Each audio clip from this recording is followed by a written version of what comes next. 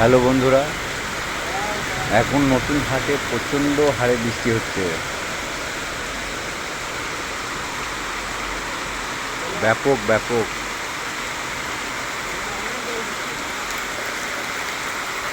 প্রচণ্ড হারে বৃষ্টি হচ্ছে নতুন হাটে।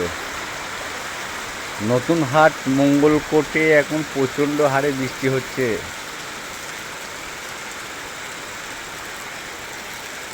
যতদূর সম্ভব এই বৃষ্টি আজকে আর ছাড়বে না।